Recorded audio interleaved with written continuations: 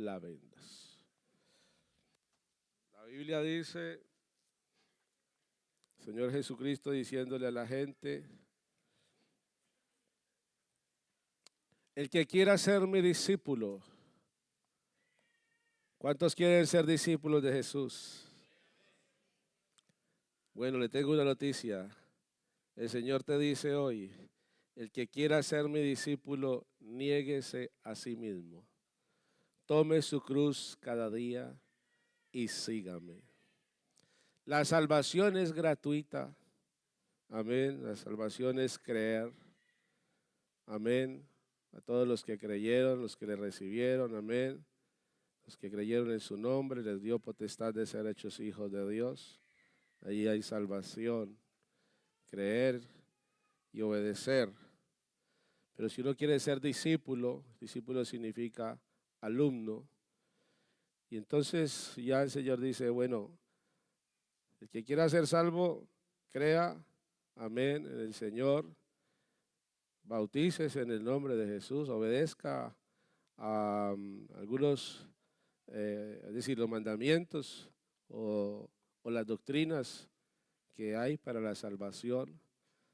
Pero cuando alguien quiere ser discípulo de Jesús, el Señor dice, aquí ya los requisitos ya son para otro tipo de personas. Amén.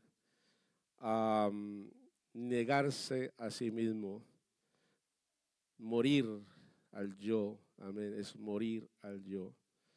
Entonces, nosotros no seguimos a Jesús, no podemos hacerlo. No es esa la manera de seguirlo por emociones. Muchas personas en algún momento dado han podido sentir algo especial, en algún momento dado han tenido alguna experiencia que les ha hecho vibrar, que han sentido algo sobrenatural y han dicho, sí, yo quiero aceptar a Jesús, sí, yo quiero servir a Jesús.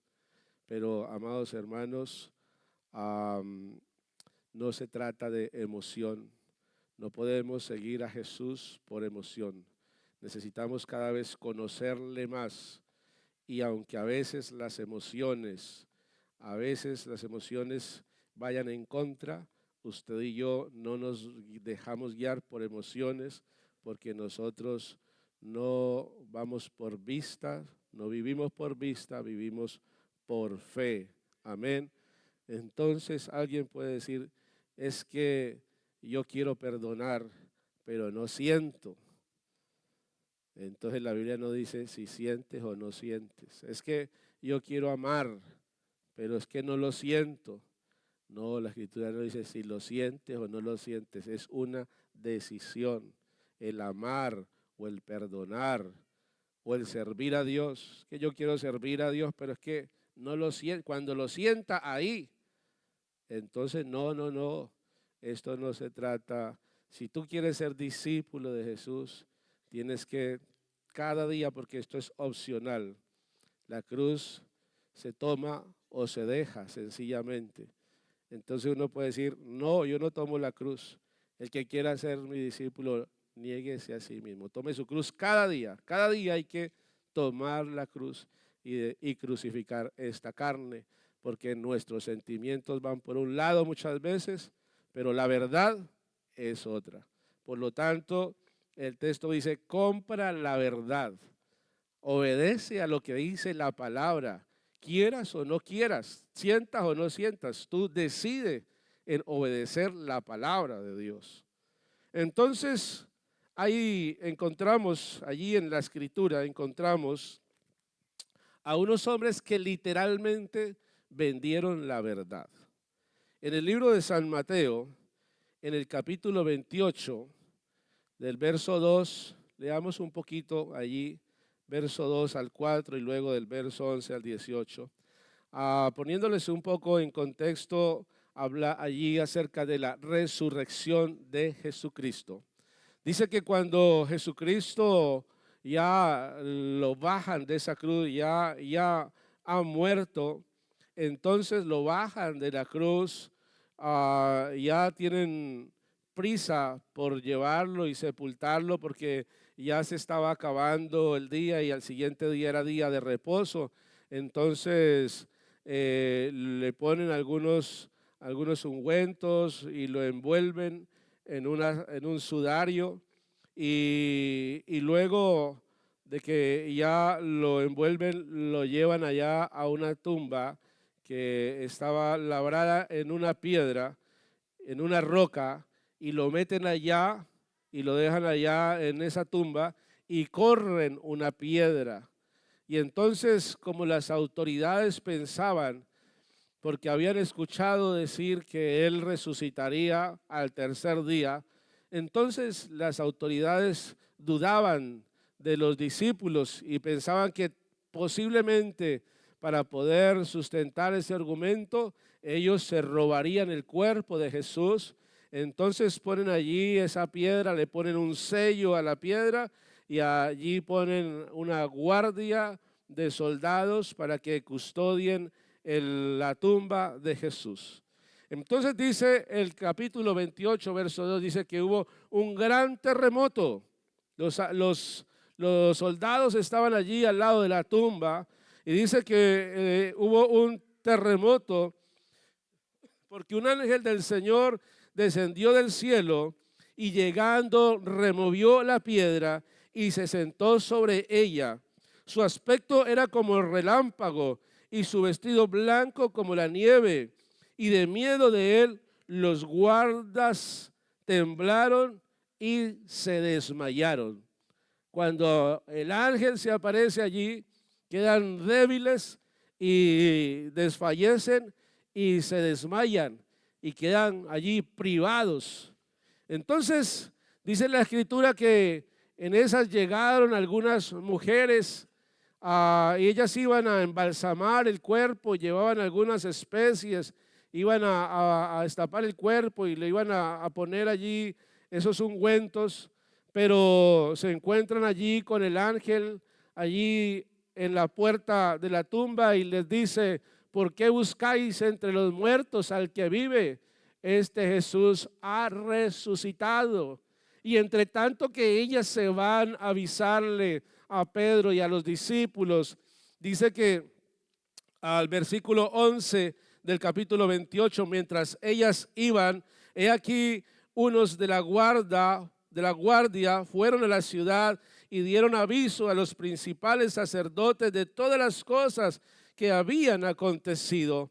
Verso 12, y reunidos con los ancianos y habido consejo, dieron mucho dinero a los soldados diciendo: decid vosotros, sus discípulos vinieron de noche y lo hurtaron estando nosotros dormidos. Y si esto lo oyera el gobernador, claro, porque cuando un soldado se le escapaba o no cumplía con su deber, el soldado podía morir.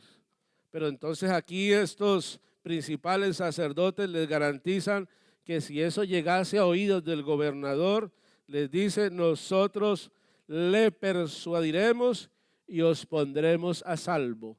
Estos hombres sabían la verdad.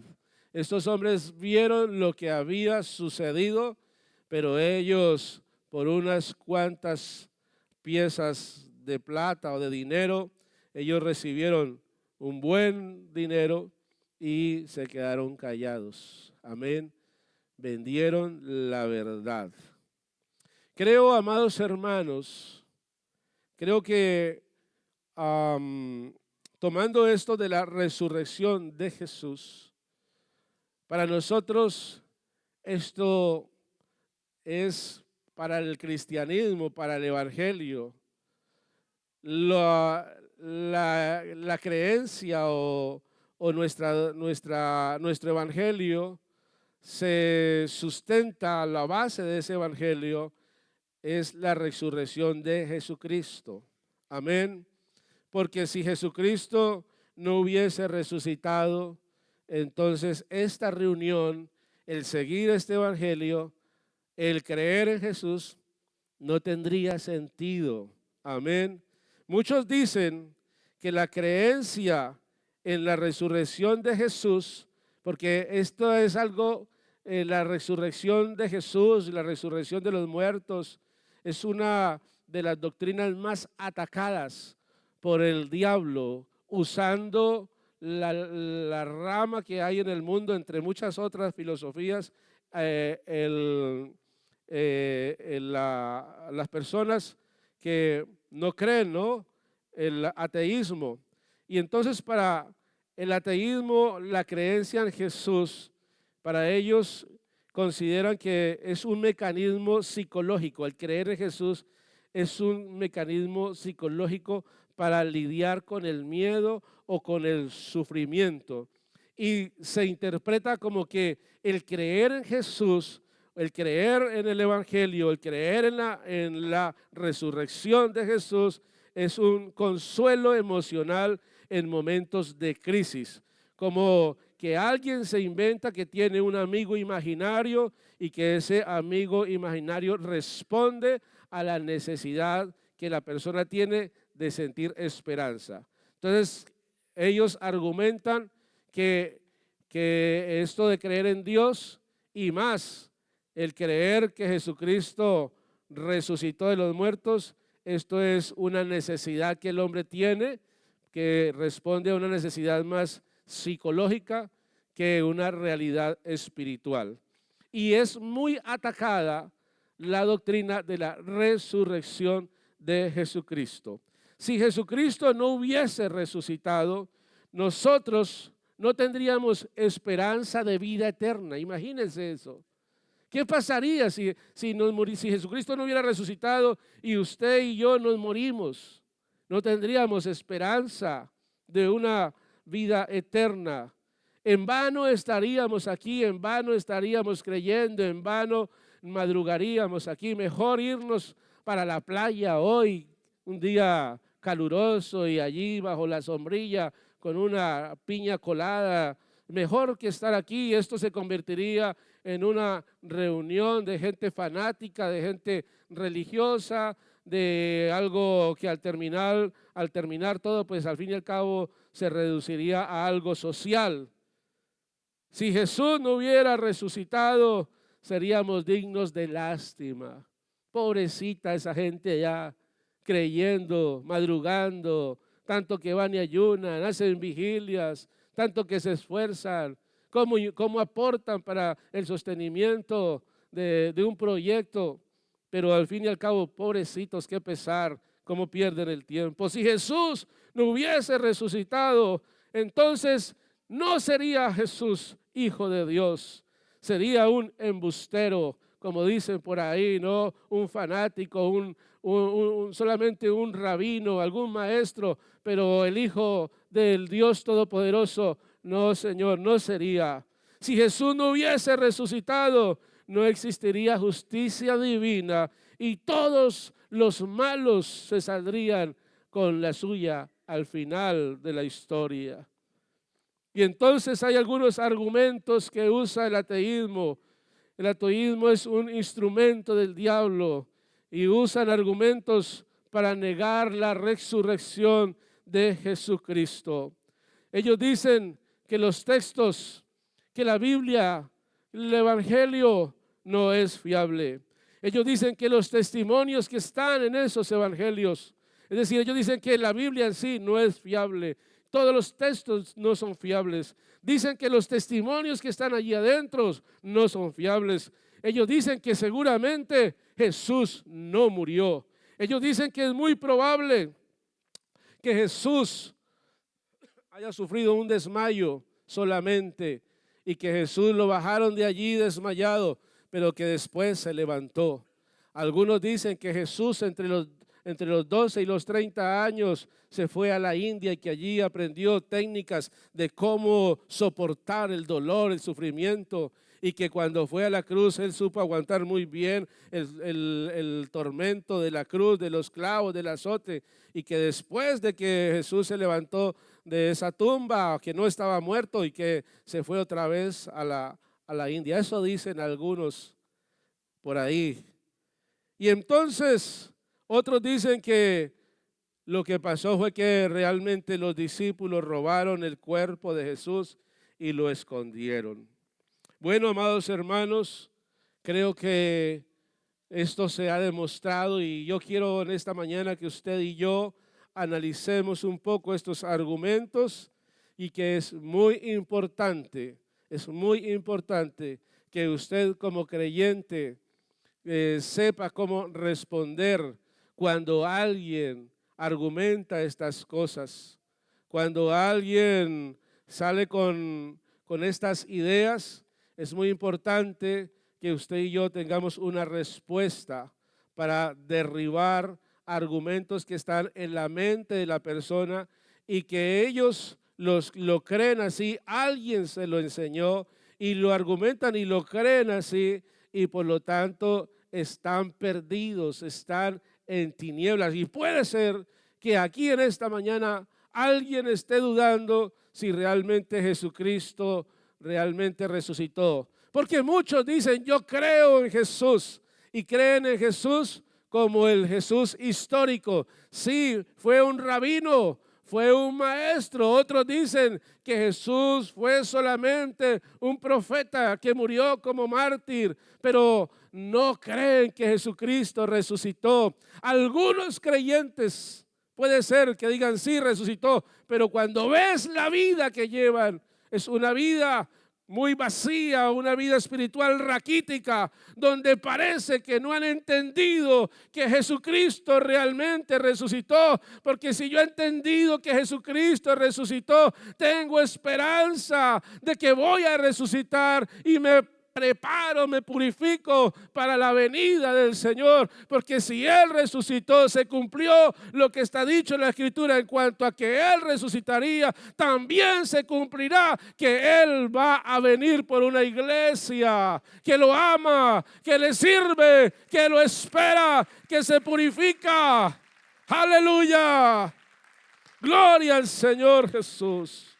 Entonces dicen que los textos no son fiables. Hay dos tipos de métodos para determinar si las cosas son verdad o no. Hay un método que se llama el método científico, que se basa en la observación. El método científico observa los procesos, formula conclusiones. Eso es lo que hace el método científico. Ve algo y lo sigue observando y ve cómo vuelve y se repite y vuelve y se repite y hacen los experimentos necesarios y hasta que llegan a una conclusión. Por ejemplo, la ley de la gravedad.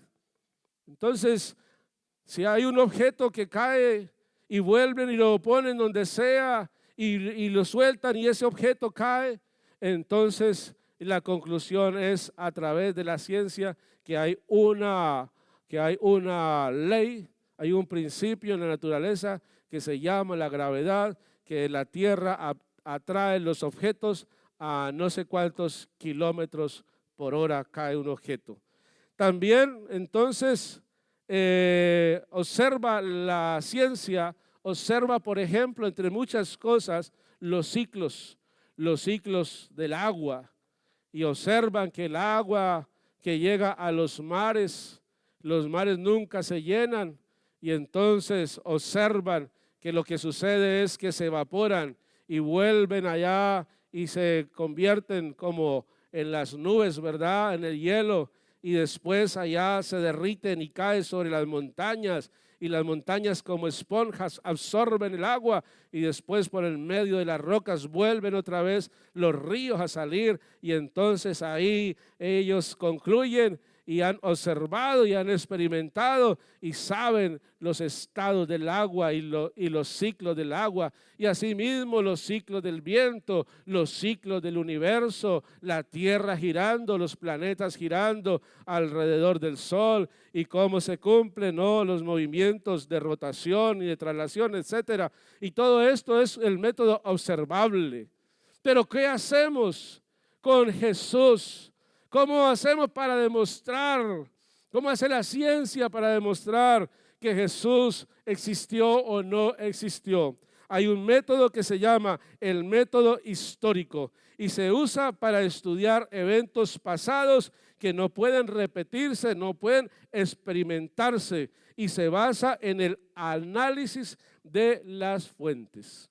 Y entonces lo que hacen es recopilar información, recopilan documentos, testimonios, cartas, hacen búsquedas sobre cuestiones arqueológicas, crónicas, y todo ello lo van juntando y corroboran. Entonces allí hacen un contraste con lo que está escrito de un lado y de otro, y ya van construyendo ya una historia. Ese es un método válido, se llama el método histórico.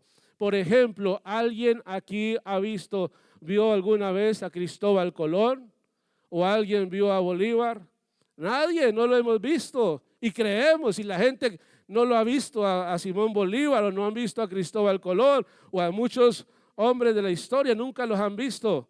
Pero a través del método histórico, a través de testimonios, a través de escritos, todo esto se ha recopilado y se ha creado entonces la historia, se ha documentado la historia.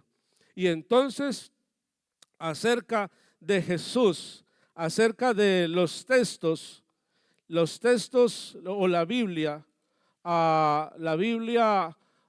se han hallado, se habla por ejemplo de textos muy antiguos que hablan de algunos filósofos griegos, y se han encontrado algunos manuscritos acerca de ellos, un tal Platón, un tal Aristóteles, y en fin, se habla de una obra literaria griega llamada la Ilíada, y entonces se habla de todo esto y se han encontrado manuscritos, y todo esto lo han recopilado y ha quedado allí como una reseña histórica de que realmente todo esto existió. Pero cuando se analiza entre la filosofía y textos griegos, se han recogido 4 veces más textos o documentos acerca de los evangelios que acerca de todo lo demás. De la Ilíada y de los filósofos se han recogido un poco más de 1000 fragmentos, y con esos fragmentos han podido recrear o rehacer esa historia. Pero acerca del Nuevo Testamento se han recogido más de los otros que dije, 1000, aproximadamente por encima un poco más de 1000. Pero de la Biblia, del Nuevo Testamento, se han recogido más de 5000 textos completos acerca de los evangelios. Estoy hablando del Nuevo Testamento, y entonces todo esto aporta herramientas a la hora de la investigación acerca de la vida de Jesús. Y entonces todo esto lleva a la conclusión de que lo que allí narra, de lo que está escrito, de que estos textos son esos textos que se escribieron allá 20, 30 años después de Jesucristo, que estos textos que han encontrado dan fe de que la historia de que se ha escrito conforme a lo que sucedió. Entonces, ahora ponen en duda ya no el texto en sí, sino el testimonio. Y entonces dicen, para querer derribar que Jesucristo es real y que Jesucristo murió y que Jesucristo resucitó, dicen que el testimonio de los evangelistas no es un testimonio fiable, por cuanto ellos estaban emocionalmente, es lo que dicen, emocionalmente estaban implicados con Jesús. Por lo tanto, lo que ellos escribieron, lo escribieron conforme a lo que ellos estaban sintiendo. Pero cuando se analiza, aquí hay 2 aspectos importantes. Ellos nombraron mujeres. Mujeres fueron las primeras testigos de ver a Jesús resucitado.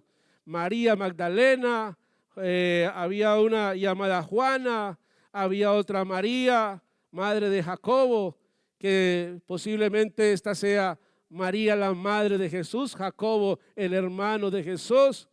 Y entonces en los evangelios, Mateo, Marcos y Lucas habla acerca de que las primeras que vieron a Jesús resucitado fueron mujeres. Entonces, para el tiempo de los discípulos, cuando ellos lo escribieron, ese testimonio no era válido, porque el testimonio de las mujeres no valía nada. No obstante, hoy en día, cuando se analiza que son mujeres las que vieron a Jesús y que quedó escrito, esto responde a la fiabilidad del texto, porque si ellos hubieran querido engañar, no hubieran puesto mujeres, hubieran puesto nombres de hombres para que ahora sí les creyeran. Hay cosas donde uno tiene una versión. Por ejemplo, si la historia hubiese sido inventada, entonces es muy probable o poco probable que hubieran incluido mujeres como protagonistas. También dicen que hay diferencias en algunos detalles entre los evangelios. Dicen, por ejemplo, que San Mateo habla de 2 mujeres, San Marcos añade otra y San Lucas ahora añade otras más. Entonces dicen que ahí ese relato, que ahí no es tan congruente, no es tan exacto. Pero hoy en día, cuando se hace el análisis, entonces lo que se llega a la conclusión es que los detalles secundarios de los evangelios, los detalles secundarios de un testimonio no son relevantes. Lo importante es que en los testimonios el detalle, el núcleo de la historia coincida. Aunque hayan detalles, esto lo dice, por ejemplo, la gente que estudia sobre ciencia forense. Los detalles pequeños no le ponemos tanta atención. Lo importante es que en el relato, en el testimonio, coincidan con el núcleo, con el mensaje central, con el mensaje importante, que coincidan. Yo estuve una vez en un juicio, acompañando a alguien allá en un juicio, y es verdad, los forenses al concluir decían, no es verdad lo que están diciendo, porque se contradicen en lo principal. Lo demás no importa, eso no le hemos puesto atención, pero en lo principal los testigos se contradicen. Y entonces el veredicto fue que era inocente la persona que estaban acusando. Entonces, si todos los detalles fuesen idénticos en los detalles menores, entonces más bien podría ser sospechoso de que estuvieran manipulando el testimonio o que fuese una copia. ¿Cuántos me están siguiendo hasta ahí? Es decir, que lo que dicen acerca de la fiabilidad, que no es fiable, al contrario, allí hay coherencia en los relatos. Acerca de la teoría de que Jesús se desmayó, de que Jesús no murió, algunos lo sostienen y dicen que luego se recuperó, pero han habido estudios médicos acerca de la muerte clínica de Jesús y es imposible la conclusión de revistas científicas que sobresalen en el mundo de la ciencia. Dicen que es imposible de que una persona que haya recibido todo lo que recibió Jesús pueda sobrevivir. Jesús recibió 40 azotes menos 1. Y habíamos hablado hace unos días acerca del látigo romano, las puntas que tenía, alambres allí como garfios y que tenía también trozos de metal. Y cuando caía allá el azote del látigo, arrancaba la piel, arrancaba los tendones, arrancaba los músculos. Y eso hacía que hubiese allí un tremendo derramamiento de sangre. Jesús fue perdiendo sangre y fue deshidratándose y ya en el momento de la flagelación. Además de eso, Jesús, el tiempo que estuvo allí colgado en la cruz, aproximadamente unas 3 horas, y los soldados, aunque ellos no eran médicos, los soldados, aunque tal vez ellos no hubiesen podido dar un certificado de defunción, estos hombres, ellos eran expertos en el arte de la guerra y ellos sabían cuándo una persona estaba muerta y sabían, si no estaban seguros, sabían cómo hacer que muera. Y dice la Biblia que había que ya al que estaba allí crucificado y no había muerto, lo que hacían era quebrarle las piernas para que cayera y en el peso ya no pudiese respirar más y muriese asfixiado. Cuando llegaron a Jesús, vieron que Jesús ya había muerto. No le quebraron las piernas para que se cumpliese lo que había dicho la Escritura, que ningún hueso de él sería quebrantado. Pero entonces el soldado lo que hizo fue con su lanza traspasar el costado de Jesús y cuando le atraviesa con la lanza hay un derrame de agua y de sangre y eso allí testifica de que Jesús murió porque el corazón se le reventó y médicamente se llama derramamiento de pericardio o derrame pericardio y es la señal clara de que Jesús realmente murió y esto lo corrobora la ciencia, aunque muchos ateos, porque es que, amados hermanos, para ser cristiano se necesita fe, pero para ser incrédulo o para ser ateo también se necesita fe. Crea lo que es así. Para no creer, también se necesita fe. No creer que Dios existe, se necesita mucha fe. Uy, hermano. Y creer que Dios existe, hermano, se necesita sencillamente fe. Gloria al Señor Jesús. Algunos dicen que probablemente el cuerpo de Jesús se lo robaron y que lo escondieron. Pero si usted y yo analizamos la lógica de la historia, la Escritura nos dice, la historia nos dice que los discípulos en el momento en que llevaron donde tomaron preso a Jesús, todos los discípulos se llenaron de miedo. El único que quedó junto a Jesús fue Juan, el discípulo amado, pero todos, incluso aquel que había dicho, hasta la muerte iré contigo, aquel que se atrevió a querer defender a Jesús y sacó su espada y le cortó la oreja a un hombre llamado Malco, también salió huyendo. Aquel que decía, yo soy el más valiente aquí y yo hasta la muerte iré contigo, incluso él huyó de miedo y estaban todos atemorizados. ¿Quién se iba a atrever a ir a mover esa roca, a robarse un cuerpo cuando ellos estaban pensando que la esperanza que ellos tenían se había esfumado, que Jesucristo había muerto y que para ellos ya no había esperanza? Gloria a Jesús. Y lo más impactante es la transformación de ellos. Porque estos hombres temerosos, estos hombres que habían huido despavoridos, los encontramos después de unos días, unos 50 días después, los encontramos a ellos allá testificando que Jesús, que había sido crucificado, había resucitado. Y testificaban gloria al Señor sin temor, al punto que los llevaban y los golpeaban, los azotaban con varas, los azotaban con látigos, los metían a la cárcel y ellos en ningún momento claudicaron.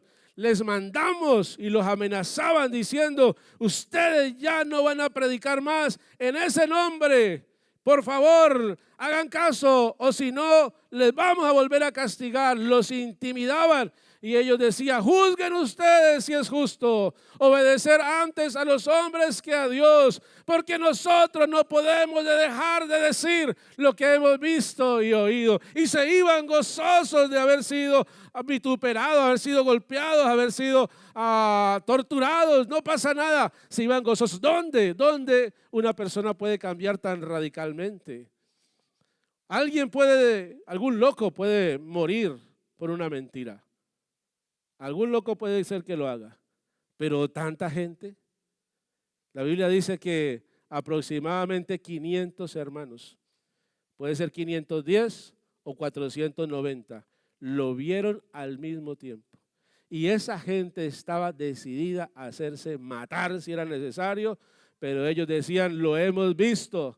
Es que lo hemos visto, no es que nos lo han contado, no es que nos están metiendo una mentira, que nos han lavado el cerebro, somos testigos, lo hemos visto, Él ha resucitado y no vamos a callarnos. Y estaban dispuestos a hacerse quemar. Muchos los quemaron las hogueras, a otros los decapitaron, a otros los crucificaron, a otros los tiraron allá con los leones allá en el circo romano, y la gente estaba, porque ellos estaban convencidos de que ellos lo habían visto.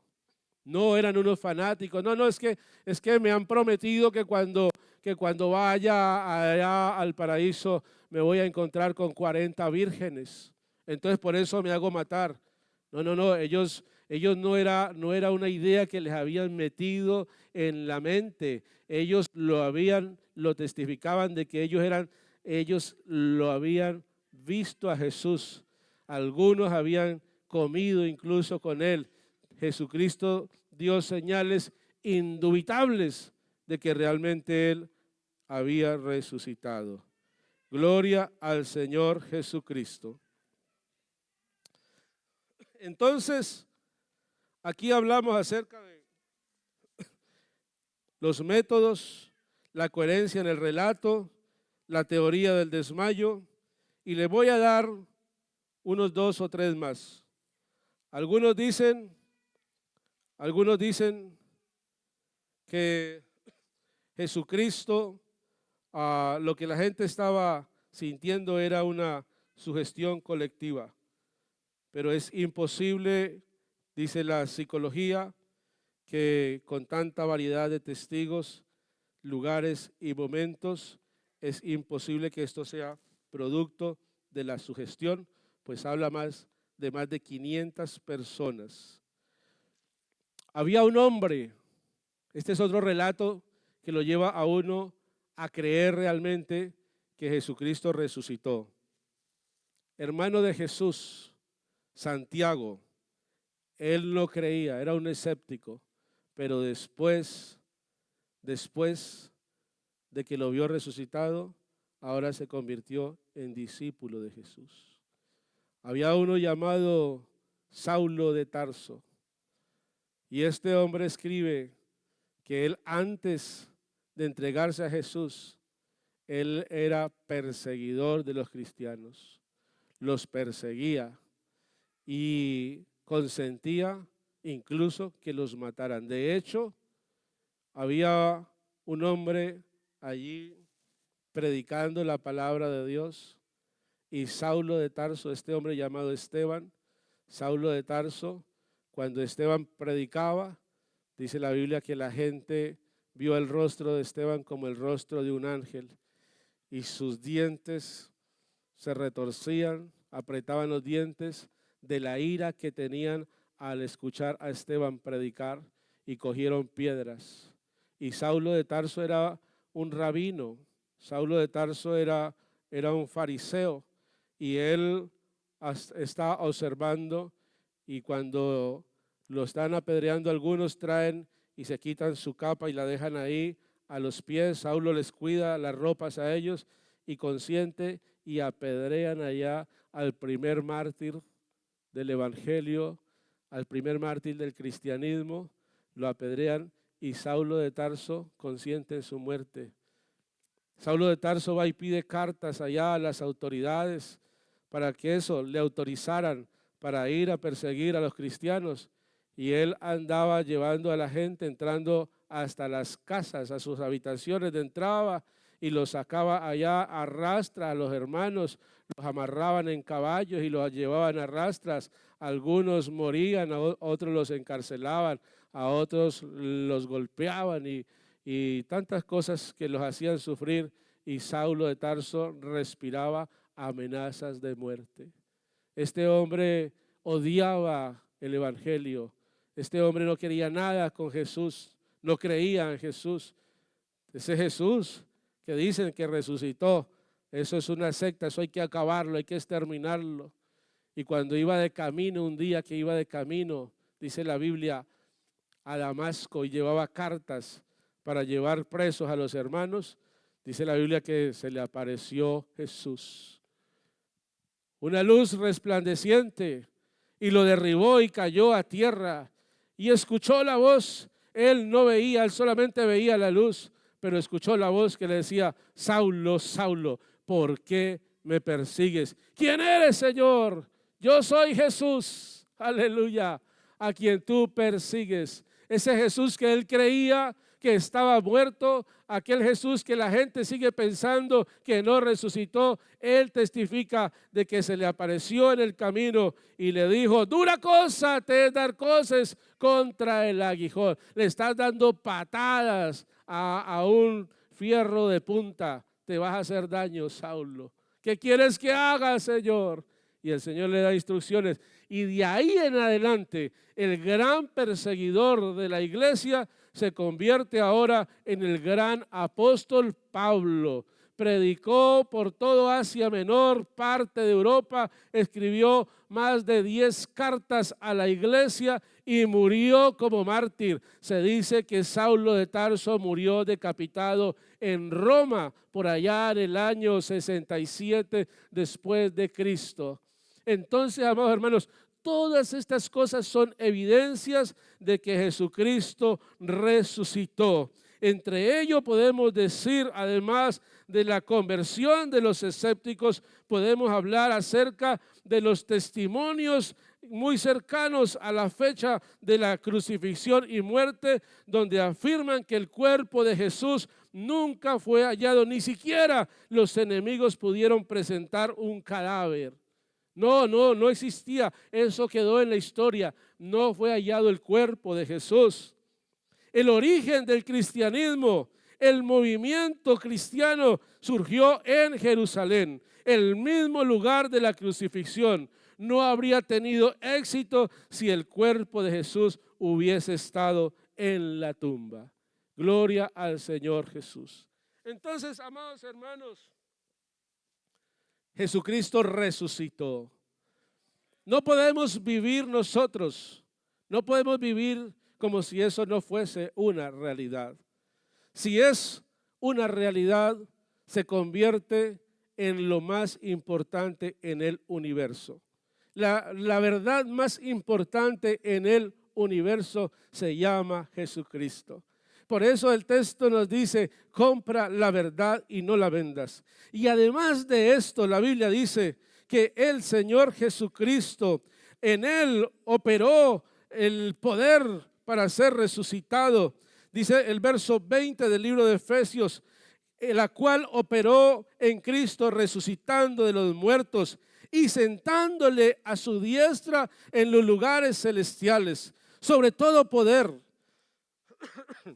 principado y autoridad y señorío, y sobre todo nombre que se nombra, no solo en este siglo, sino también en el venidero. Colosenses 1:16 dice: porque en él fueron creadas todas las cosas, las que hay en los cielos y las que hay en la tierra, visibles e invisibles, sean tronos, sean dominios, sean principados, sean potestades. Todo fue creado por medio de él y para él y en él, antes de todo, y él es antes de todas las cosas, y todas las cosas en él subsisten.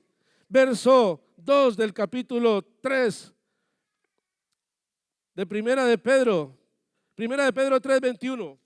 El bautismo que corresponde a esto ahora nos salva, no quitando la inmundicia de la carne, sino como la aspiración a una limpia conciencia hacia Dios por la resurrección de Jesucristo. Amén.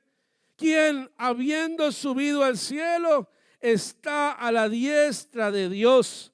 La diestra significa está en el poder. Amén. En la diestra, está sentado en la diestra, en el poder de la majestad de Dios. Y a Él están sujetos ángeles, autoridades y potestades. Gloria al Señor Jesucristo.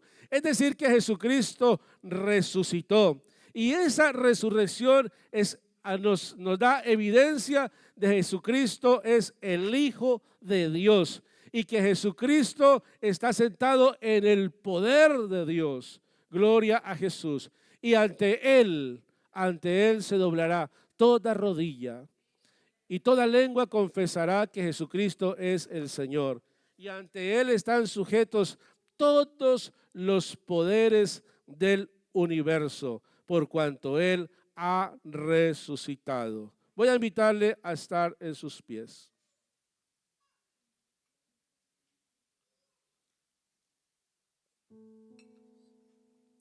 Y concluyo diciendo, gloria a Jesús. Amado hermano,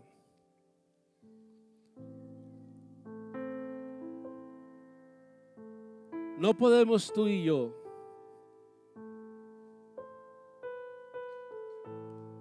pasar por alto esta enseñanza de hoy. Quizás vagamente habíamos entendido que Jesucristo había resucitado y lo creíamos, lo habíamos entendido y lo creemos. Gloria a Jesús. Pero amados hermanos, yo quiero en esta mañana animarle a que usted se aferre a esta verdad. Aleluya. Es una verdad doctrinal. Jesucristo ha resucitado de entre los muertos. Si no hubiera resucitado, no teníamos esperanza. Pero como Jesucristo ha resucitado, tenemos esperanza de resucitar también. Aunque algún día, porque el ser humano se puede enfrentar a mil batallas y puede vencer, pero enfrentarse a la muerte, algún día nos enfrentaremos a la muerte y la muerte nos vencerá. Pero como Jesucristo venció la muerte y sacó a la luz la inmortalidad, entonces como Jesucristo ha resucitado, tú y yo tenemos esperanza de que la muerte también nos va a soltar y que seremos inmortales. Aleluya. Que el Señor nos ha dado la inmortalidad. Aleluya. Porque Él venció la muerte. Así que tenemos esperanza de resucitar. Aleluya. Si Jesucristo no hubiese resucitado, vana sería nuestra fe. Pero como Jesucristo resucitó, nuestra fe tiene fundamentos, pues está basada en el hecho histórico y poderoso de que Él resucitó. Si Jesucristo no hubiera resucitado, seríamos dignos de lástima. Pero como Él resucitó, somos dignos de admiración y no de lástima, porque hemos creído en la verdad y le seguimos a Él. No somos dignos de lástima. Que nadie le diga a usted, pobrecito, pobrecito, cómo sufre, cómo está de mal, qué tristeza verlo. No, usted diga, no, ningún pobrecito. Yo tengo a Jesucristo. Él venció la muerte. Él se levantó de esa tumba y a mí el Señor es el que me cuida y yo dependo de Él. Él me sostiene. Usted no es digno de lástima. Usted no es digno de lástima. Aleluya. Gloria a Jesús. Si Jesucristo no hubiera resucitado, Él no sería el Hijo de Dios. Pero como Él resucitó y se levantó de esa tumba con poder, demostró ser el Hijo de Dios. Mi hijo eres tú, yo te he engendrado hoy. Jesús es verdaderamente el Hijo de Dios, aleluya. Y eso lo valida la resurrección. Si Jesucristo no hubiese resucitado, amados hermanos, no habría justicia. Algún día todo esto pasaría y todos los que hicieron lo malo, entonces no serían juzgados y se saldrían con la suya. Pero ¿sabe qué, amado hermano? Que como Jesucristo resucitó, un día habrá resurrección de los muertos. Y unos resucitarán para galardón eterno, pero otros resucitarán para juicio y confusión perpetua. Y eso me habla de un Dios justo, aleluya, que tiene todo el poder para juzgar a los vivos y a los muertos. Gloria a Jesús. Los malvados no quedarán impunes. Por eso en esta mañana yo quiero invitar, y por eso cuando empezábamos el culto yo decía: bienvenido, amigo, que has venido a este culto. Bienvenido porque has venido por primeras o segunda o tercera vez, o porque sigues viniendo hace un tiempo. Con nosotros estás. Nos alegra que estés aquí, pero quiero decirte que Jesucristo ha resucitado y que esa es la verdad que tú necesitas guardar en el corazón. Compra la verdad y no la vendas. No te apartes de Él. No vuelvas atrás. No vuelvas atrás. Aleluya. Porque si Jesucristo resucitó, esa es la verdad. No hay nada más importante en todo el universo. Jesucristo resucitó y yo lo necesito en mi vida. Yo necesito entregarle mi vida a Él. No puedo vivir en el mundo, no puedo seguir sin pararme a meditar en lo valioso que es la resurrección de Jesucristo y en el beneficio que trae a mi vida. Por eso yo quiero en esta mañana orar por usted. Quiero invitarle a usted que todavía no se ha bautizado en el nombre de Jesús. Quiero invitarle porque Jesucristo vino a este mundo, vivió una vida santa, murió en la cruz del Calvario y lo hizo por amor. Y además de eso, no se quedó en la tumba. No era un farsante, no era simplemente el hijo de un carpintero, no era un maestro, no era un profeta nada más. Era el rey del universo. Él se levantó de esa tumba. La tumba está vacía y en esta mañana Él te está esperando con los brazos abiertos. Y yo me preguntaba y decía: Señor, pero si tú resucitaste, ¿por qué no te mostraste a toda la gente? Porque lo hiciste en oculto. Solamente a unos pocos, 500 aproximadamente, vieron a Jesús después de que resucitó. ¿Por qué no te mostraste al mundo entero? Y la respuesta es sencilla. Esto es por fe. Dios no quiere que las cosas se hagan por vista, ni Él quiere que nadie se sienta obligado. Porque Jesús nunca dijo Él, nunca lo afirmó ser Dios. Nunca lo afirmó abiertamente: yo soy Dios. Pero Jesucristo era Dios y aceptó la adoración. Aceptó la adoración. Y nunca dijo que no era Dios. Jesucristo no dijo que era Dios, pero lo demostró que era Dios. Aleluya. Y muchos le decían: Señor, allá en esa cruz, si eres el Hijo de Dios, desciende de esa cruz y sálvate. Y sálvanos a nosotros, decían los que estaban. Jesucristo, pudiendo bajarse de esa cruz, es más, ni siquiera tenía que haber ido a la cruz. Pero Él, habiendo podido no ir a la cruz, Él fue a la cruz. Y habiendo podido salir y mostrarse al mundo después de que resucitó, no lo hizo. Porque todo depende, ahora es en creer o no creer. Pero las pruebas están. Jesucristo vino al mundo. Dios se hizo hombre. Vivió, murió en la cruz del Calvario por amor a usted y a mí.